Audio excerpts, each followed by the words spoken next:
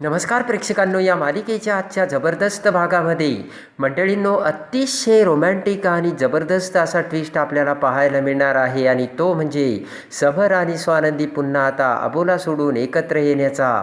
आणि समर आणि स्वानंदी मल्लिकाच्या नाकावर टिच्चून आणि मंदाकिनीच्या नाकावर टिच्चून पुन्हा कसे एक होतात आणि त्यानंतर आता कोणती गुड न्यूज मिळते प्रेक्षकांनो, हे सगळे या व्हिडिओमध्ये आपल्याला पाहायला मिळणार आहे. चला तर व्हिडिओला सुरुवात करूयात. तर त्यामध्ये आता स्वानंदी ही मर्याई देवीच्या आता दर्शनासाठी मंदिरात आलेली असते आणि त्याच वेळेस आता आजीच्या फोनवर बोलत असताना समर ते ऐकतो आणि पटकन स्वानंदी मंदिरात येताच आता देवी आईच्या पाया पडू लागते. तर तेवढ्यात आता घंटा वाजवत असताना समर तिथे येतो आणि दोघांचे हात एकाच वेळेस घंटेला लागतात. तर स्वानंदी आता समरकडे बघते आणि स्वानंदी खूप खुश होते आणि स्वानंदीला आश्चर्याचा धक्का बसून स्वानंदी म्हणते की अय्या राजवाडे तुम्ही. तर आता समर म्हणतो की अरे बापरे स्वानंदी तुम्ही इथे, आणि मला तर कल्पनाच नव्हती तुम्ही इथे दर्शनासाठी याल. तर आता स्वानंदी हसतच समरकडे बघत इम्प्रेस होते आणि म्हणते की मला ना, मी कुठे तुम्हाला म्हणते की तुम्हाला कल्पना होती म्हणून. आणि त्यानंतर आता समर म्हणतो चला आपण देवी आईचे दर्शन घेऊयात.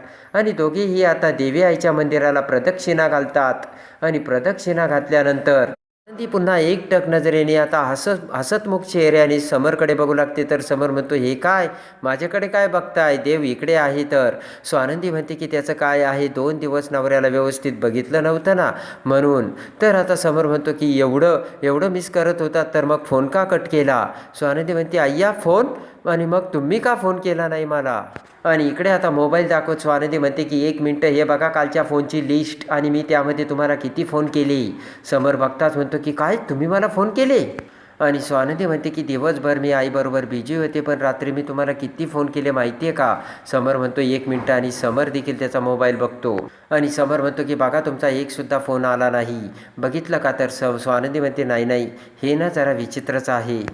आणि आता स्वानंदी म्हणते की 1 मिनटं, मला तुमचा फोन बघूयात, आपण ना सगळे कॉल रेकॉर्डिंग चेक करूयात. तर आता समर म्हणतो की असं कसं. तर तेवढ्यात स्वानंदीचा फोन वाजतो आणि स्वानंदीला आता कंपनीतून फोन केलेला असतो. तेव्हा आता स्वानंदी म्हणते की हे बघा जाते मी आता ऑफिसला आणि रिक्षाने. समर म्हणतो चला नाही स्वानंदी मी तुम्हाला सोडतो. तर स्वानंदी म्हणते की अहो माझं ऑफिस उलट्या दिशेला आहे आणि तुम्ही कशाला, जा बरं. आणि इकडे आता समर म्हणतो की मी काही ऐकणार नाही स्वानंदी, मला माहीत आहे तुम्ही व्यवस्थित जाताल, तुम्ही स्ट्रॉंग आहे, पण मी आज तुम्हाला सोडणार म्हणजे सोडणार. तर स्वानंदी होकार देते. आणि आता समर आता स्वानंदीला त्याच्या गाडीतून आता ऑफिसला घेऊन जाऊ लागतो. आणि समर म्हणतो की हे बघा मी आता ऑफिस सुटल्यानंतर तुम्हाला घ्यायलासुद्धा येणार आहे. स्वानंदी म्हणते कशाला. तर समर म्हणतो मी येणार म्हणजे काय. आणि लगेच आता समर म्हणतो की तसंही तुम्ही घरीच येणार आहात ना. तर स्वानंदी म्हणते तुम्हाला कसं कळलं. तर समर म्हणतो की कसं कळलं म्हणजे नाही. समर डचकतो आणि समर म्हणतो की अहो मी गेच केला आहे, बरोबर आहे ना, येणार आहे ना. तर स्वानंदी म्हणते येणार आहे. आणि आता बोलत असताना समर आता स्वानंदीच्या हातावर हात ठेवतो. तर पटकन आता स्वानंदी हात बाजूला घेते. समर म्हणतो तुम्ही का निघून गेला होतात बरं पटकन, आणि मलासुद्धा सांगितलं नाही. आणि त्यानंतर आता समर आणि स्वानंदी दोघेही गप्पा मारत आता जात असतात. आणि इकडे आता स्वानंदी म्हणते की आता मलासुद्धा समजलं आहे की मी आता तुमच्याशिवाय राहू शकत नाही, म्हणजे मी तुमच्यावर आबोला धरू शकत नाही. तर आता समर म्हणतो मलासुद्धा किती त्रास झाला. तर स्वानंदी म्हणते की मग तुम्ही बोलायचं ना, मी तुमच्यासोबत आबोला धरला होता, मग तुम्हाला बोलायला काय झालं होतं. समर म्हणतो मी तरी कसं बोलायचं, आबोला तुम्ही धरला. आणि इकडे आता आदिरा ही लॅपटॉपवर काम करत असते. तर तेवढ्यात मल्लिका आता आदिराला फोन करत म्हणते की बेबी डॉल अगं कशी आहेस. तर आता आदिरा म्हणते की मी ठीक आहे. आणि मल्लिका म्हणते तुझी ती सासूबाई. तर आता आदिरा म्हणते की त्यासुद्धा ठीक आहे. आता मल्लिका म्हणते की ठीक आहे. तर आता आदिरा म्हणते की स्वानंदी म्हणजे नंदूताई आली ना, नंदूताईला बरोबर कळतं की आईला कसं हँडल करायचं ते. मल्लिका म्हणते की बघ आता तुझ्या सासूबाईचंसुद्धा वय माझ्या इतकेच असेल आणि तरीसुद्धा तिला लहान मुलांकडून हँडल करावं लागतं आहे. तर आता आदिरा म्हणते की जाऊ दे ना आई, आपण नाही बोलू शकत असे. आणि मल्लिका म्हणते की त्यांचंच खरं, काही जरी झालं तरी बोलायचं नाही. बेबी डॉल अगं तुला त्यांच्यासोबत दररोज राहून किती ट्रेस येत असेल. आणि इकडे आता आदिरा म्हणते की इकडे रोहन आणि बाबासुद्धा माझ्यासोबत असतात ना, आणि ते मला छान सपोर्ट करतात, त्यामुळे एवढंसुद्धा काही नाही आहे मम्मा. आणि मल्लिका म्हणते की आता स्वतःच्या चुकामुळे ती पडली, पण ब्लेम कुणावर टाकला तर तुझ्यावर. आणि रोहनसुद्धा काही बोलू शकला नाही, नाही का. आणि आता मल्लिका म्हणते की बेबी डॉल माझं एक ऐकशील का. आदिरा म्हणते काय तर. मल्लिका म्हणते की स्वानंदी आता तिथे आली ना तेव्हा बेबी डॉल तू इकडे निघून ये. आणि मल्लिका म्हणते की तू ये इकडे, कारण हे सुद्धा तुझ्या हक्काचं घर आहे बेबी डॉल. आणि इकडे आता मल्लिका म्हणते की बेबी डॉल तू जरा इकडे येतेस का. तर आदिरा म्हणते की नाही मी नाही येऊ शकत. तर आता आदिरा म्हणते की इकडे ना मला रोहनची काळजी वाटते. तर आता मल्लिका म्हणते की माझ्या फक्त एकटे बेबी डॉललाच तिच्या नवऱ्याची काळजी आहे का.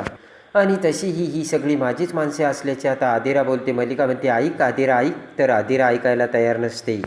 आणि इकडे आता आदिरा म्हणते की मम्मा आपण आता नंतर बोलूयात. आणि आदिरा फोन कट करते.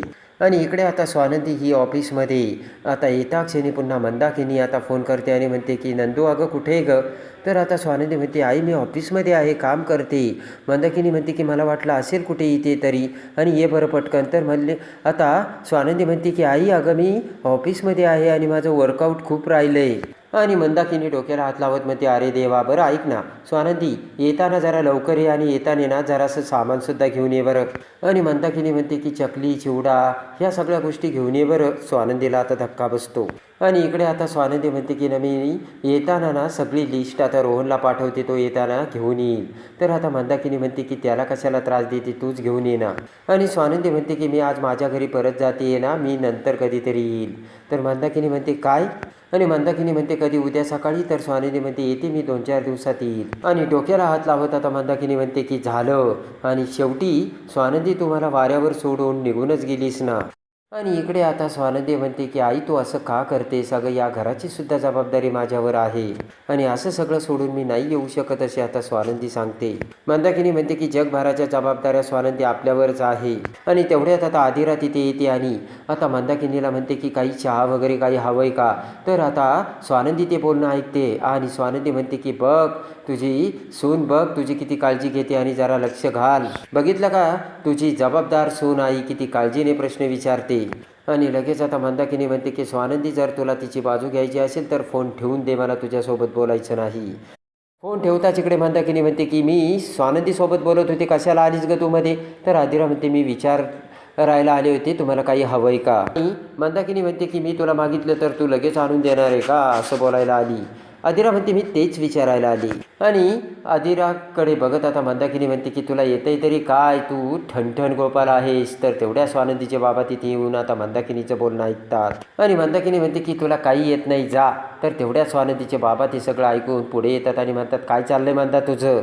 स्वानंदीचे बाबा म्हणतात तिने मोठ्या मनाने विचारलं ना तुमच्यासाठी काय करू म्हणून, तू तिने काही केलं तरी तुला अडचण असते, नाही केलं तरी अडचण असते. आणि मग स्वानंदीचे बाबा म्हणतात त्या बिचारीने काय करायचं बरं. आणि मंदाकिनी म्हणते की मी तिला सुनेची जबाबदारी घ्यायचं सांगते.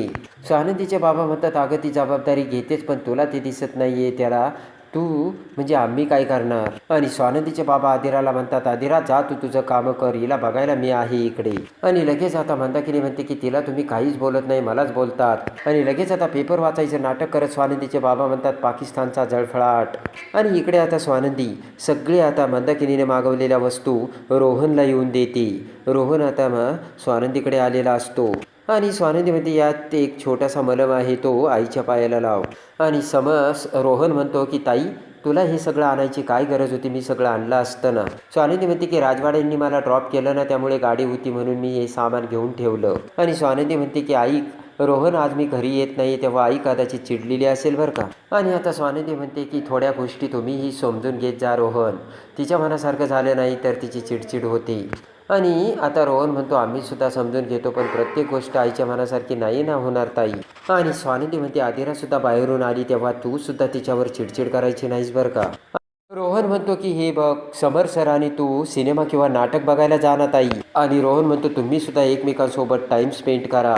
आणि स्वानंदी म्हणते की सिनेमा किंवा नाटक, अरे रोहन तुला माहिती का त्यासाठी आयुष्यातले 2 किंवा 3 तास द्यावे लागतात आणि एवढा वेळ नसतो राजवाड्यांकडे. आणि रोहन म्हणतो की आपण त्यांना टाईम काढण्यासाठी तू तयार करू शकते आणि तू त्यांच्यासोबत टाईम स्पेंड करू शकते. टाईम निर्माण कसा करायचा आपल्यासाठी हे तू बघ ना.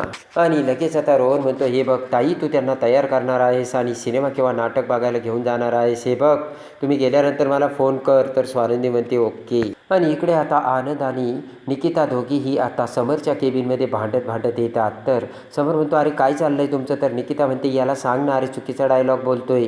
आणि समर म्हणतो की आत्ताच तुम्हाला काय झालं? तर निकिता आणि आनंद म्हणतो की अरे आम्ही आज ना चुपके बघायला जाणार आहोत. आणि निकिता म्हणते की अरे समर, तू आणि स्वानंदी जा ना कुठेतरी बाहेर. तर समर म्हणतो मला वेळ नाही. आणि समरकडे बघत आता निकिता म्हणते की अरे कधीतरी बायकोबरोबर सिनेमा किंवा नाटक बघत जा. आणि समर म्हणतो की वेळेचा फालतू उपयोग, हे सिनेमा किंवा नाटक बघून काय मिळतं रे? तर आनंद आणि निकिता अवाक होतात. आणि लगेच आता समर म्हणतो की मला वाटतं हे नाटक किंवा सिनेमा ना बंद झालं पाहिजे. आणि इकडे आता समर म्हणतो की हा फालतूचा वेळ वाया घालवण्यापेक्षा जा थोडंफार काही काम करा, झाडं लावा. आणि निकिता आता आनंदला म्हणते की झाडं आणि ते वाढवायचं याला काय झालंय? तर आता आनंद म्हणतो त्याला वेड लागलंय. आणि इकडे आता स्वानंदी ही घरी येताच आता मल्लिकाला धक्का बसतो आणि मल्लिका म्हणते की स्वानंदी, तू इथे कसे काय? तेव्हा आता स्वानंदी म्हणते, मी माझ्याच घरी आली, त्यात तुम्हाला एवढा आश्चर्याचा धक्का का बसतोय काकू? आणि मल्लिका म्हणते की आश्चर्य नाही, अगं तू माहेरी गेली होतीस ना? आणि स्वानंदी म्हणते हो गेले होते. तर मल्लिका म्हणते मग लगेच परत आलीस? आणि स्वानंदी म्हणते आईची तब्येत आता बरी आहे. आणि स्वानंदी म्हणते की आणि काही लागलंच तर घर तरी किती लांब आहे? मल्लिका हसतच म्हणते की माहेरी गेली होती तर 4 दिवस राहायचं आणि आईकडून लाड करून घ्यायचे ना. आणि स्वानंदी म्हणते की लाड करायला माहेरीच कशाला जायला हवं, सासरी सुद्धा लाड होतो माझा. तर आता मल्लिका हसू लागते. आणि मल्लिका म्हणते की एवढं नवऱ्यावरचं प्रेम आहे का? आणि आम्ही होतो ना इथे त्याची काळजी घ्यायला, एवढी का काळजी वाटली तुला? तर आता स्वानंदी म्हणते शेवटी नवऱ्याची काळजी बायकोनेच घ्यायची असते आणि ती माझी जबाबदारी आहे. ती जबाबदारी दुसऱ्यावर ढकलायची आणि मग प्रश्न विचारायचे, यात काय अर्थ? आणि मल्लिका म्हणते की तशी माझी ही कामं मीच केलेली बरी. तर मल्लिका म्हणते तुला काय म्हणायचं?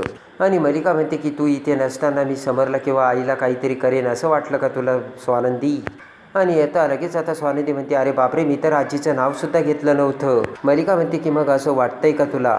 स्वानंदी म्हणते की त्यात काय वाटायचं? स्वानंदी म्हणते की म्हणजे मला वाटायला हवं का? आणि स्वानंदी म्हणते की चला झालं तर मग मी माझ्या नवऱ्याच्या घरी सासरी आल्यानंतर आश्चर्य वाटून घेणं आता आपण बंद करूयात. तर मल्लिकाला धक्का बसतो आणि स्वानंदी म्हणते चालेल आणि आलेच आहे मी.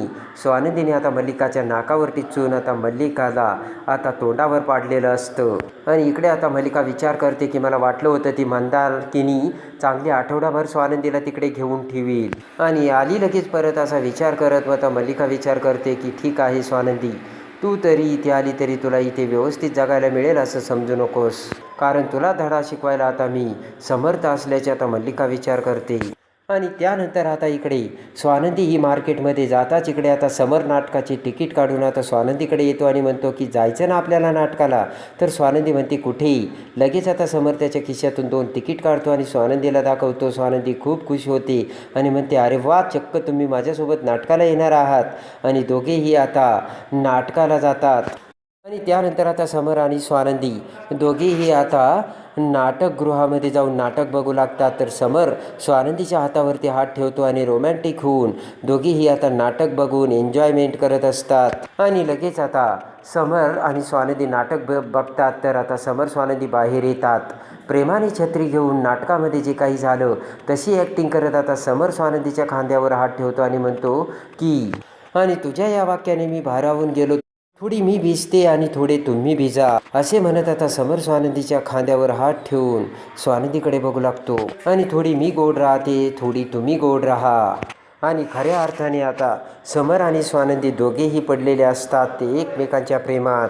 आणि मल्लिकाच्या नाकावर टिचून मल्लिकाला तोंडावर पाडत स्वानंदीने आता समरला आपल्या प्रेमाच्या जाळ्यात अडकून नाटक बघायला जाऊन रोमॅन्टिक होत दोघेही एकत्र आलेले असतात. आणि आता स्वानंदी पुढचं कोणतं पाऊल उचलते आणि कोणती गुड न्यूज देते हे बघण्यासाठी आणि या मालिकेच्या डेली अपडेटसाठी आपल्या चॅनलला लाईक करा, सबस्क्राईब करा.